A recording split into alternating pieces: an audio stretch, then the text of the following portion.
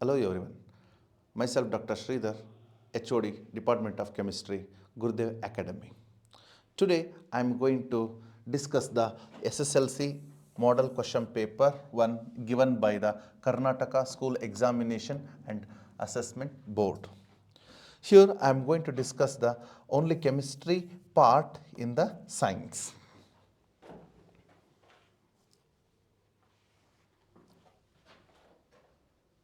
Yes. So, the chemistry part in the SSLC question paper, it belongs to the part B. So, in part B, 4 alternative are given for each of the following questions, incomplete statements, or choose the correct alternative and write the complete answer along with its letter of alphabetical. In this manner, they are asking the question. So, come to the first question, the 13th questions of the chemistry portion. Yeah, here the question is the electrolysis of water to form hydrogen and oxygen gas is. Means during the process of electrolysis of water, hydrogen and oxygen gas is liberated. Is option A, whether it is an endothermic displacement reaction, exothermic reaction, redox reaction. So we need to choose the correct option there. Here, the electrolysis of water gives hydrogen and oxygen is an redox reaction. How come, sir? When you make the electrolysis for the water, let us consider a beaker. In this beaker, just you put it 2 electrodes. One is connected to the positive side of the battery, that is anode, and negative side of the battery, that is called as cathode. And now complete the circuit. Here, this water molecule is an undergo electrolysis. At anode, what are the reactions it takes place? At anode, the 2 molecules of water is an undergo oxidation. Oxidation nothing but as the loss of electron. By losing the 4 electrons, it will become 4H plus ion along with the formation of oxygen. I am repeat once again that at anode, 2 water molecules undergo electrolysis, means it has undergone oxidation. It is an undergo what? Oxidation. So, resulting in the formation of O2 and 4H plus along with liberation of 4 electrons. The simultaneously at cathode, the reduction reactions takes place. At the cathode, reduction reactions takes place. So, whatever the 4H plus ions, those 4H plus ions which are gains 4 electrons and formation of the 2 hydrogen takes place. Like this, it is an undergo reduction reaction. So, during this oxidation, oxygen is liberated at anode and hydrogen are liberated at cathode. So, like this, the simultaneously oxidation and reduction reactions takes place. Such a reactions are called as redox reaction. Well, fine. Now, go to the next problem. Question number 14th. The number of carbon and hydrogen atoms that are present in the molecule of 5th member of the alkene. So, we need to find out the number of carbon atoms and hydrogen atoms in the 5th member of the alkene. So, 5th member of the alkene nothing but as what? The number of carbon is equal to what? 5. Means, so how many number of carbon will be there? There are 5 carbons will be there. Then what about the number of hydrogen? So we need to calculate the number of hydrogen for alkenes. So for the alkenes, we have a general formula, that is CnH2n.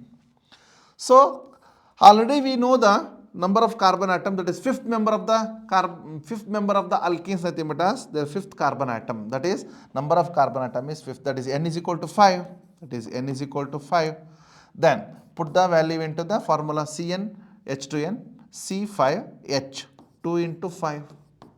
So now C5, 5 2s are 10. Means there are 5 carbon atoms and 10 hydrogen atoms will be there. So we need to find the answer. There are 5 carbon atoms and 10 hydrogens are there. So option A is the right answer for this question. Now go to the next problem, question number 15. The property of the carbon atom to form bonds with other carbon atom to give rise a large molecules is called as catenation. This is a definition. Then what is catenation? See, the carbon, it is having a special characteristic property to link with another carbon atom to forms a large number of components and to form long number of carbon linkages molecules it forms. Such a property of carbon is called as catenation. Because of the catenation property, the large number of compounds which are existed in the nature. So the answer for this question is catenation. I will move on to the next question. Yes. Now I will come to the next main question, that is answer the following question. Here there are 3 questions will be there. Each question carries 1 mark. So we need to solve for this question only for 1 mark. Yes, the question number 16. What it says? How can rancidity can be controlled?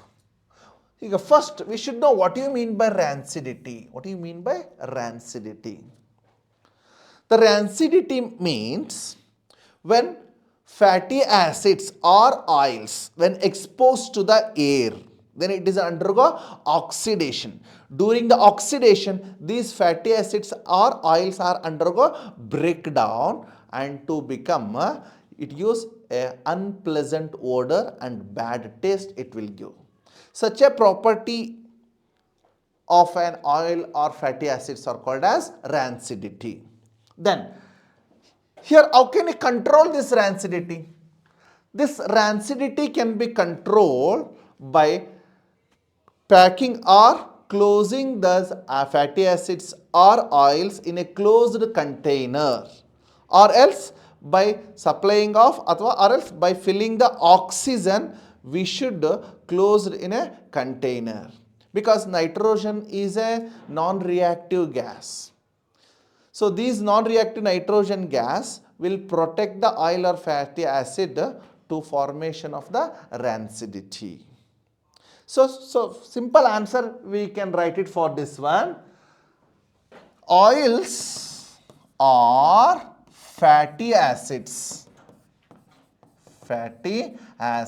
are stored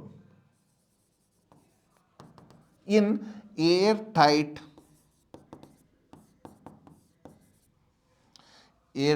containers.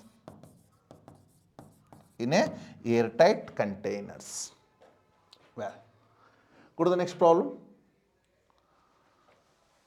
The pH value of an antacid is more than 7. Give reason. So we need to give the reason for the question. What is the question? The pH value of an antacid is more than 7. First, we should know what is antacid. See, antacid is in a base which neutralizes the acid, that is HCl, which is produced in the stomach. The excess of HCl which is produced in the stomach is neutralized by the antacid. Such a reactions are called as neutralization reaction. Yes. Here antacid is a base. Antacid is a base which neutralizes the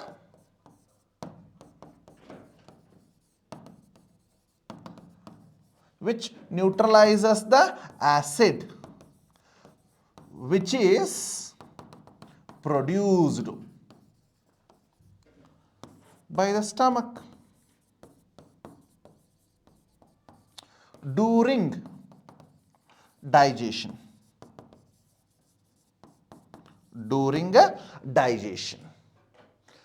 So antacid base means it clearly says that the pH of the base is more than 7. That's it. Well, go to the next problem. The conversion of ethanol into the ethanoic acid is called as oxidation reaction. Why? See, the ethanol nothing but as, that is CH3, that CH2OH. This is an ethanol. When this ethanol is an undergo oxidation, by using the oxidizing agent that is KMNO4, then resulting in the formation of carboxylic acid. It become carboxylic acid nothing but as ethanoic acid. Ethanoic acid.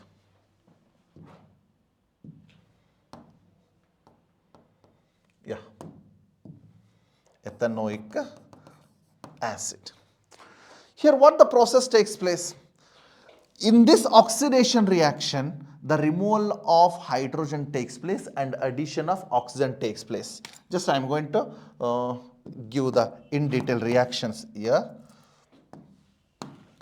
Look at here, when in this ethanol, these two hydrogens were removed.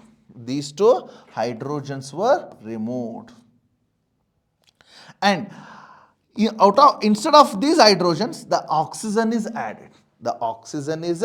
added. So resulting in the formation, just I will remove the hydrogen here, and instead of these two hydrogens, I will add the oxygen. That is what? CH3 C double bond OH. Like this, removal of hydrogen or addition of oxygen is called as oxidation. So this reaction is called as oxidation reaction. See, the question is, the conversion of ethanol to ethanoic acid is called as oxidation reaction. Why? Because in this conversion of ethanol to ethanoic acid, hydrogens are removed and oxygen is added. That's what such a reactions are called as oxidation reaction. The coming questions just I will discuss in next session. Thank you for watching.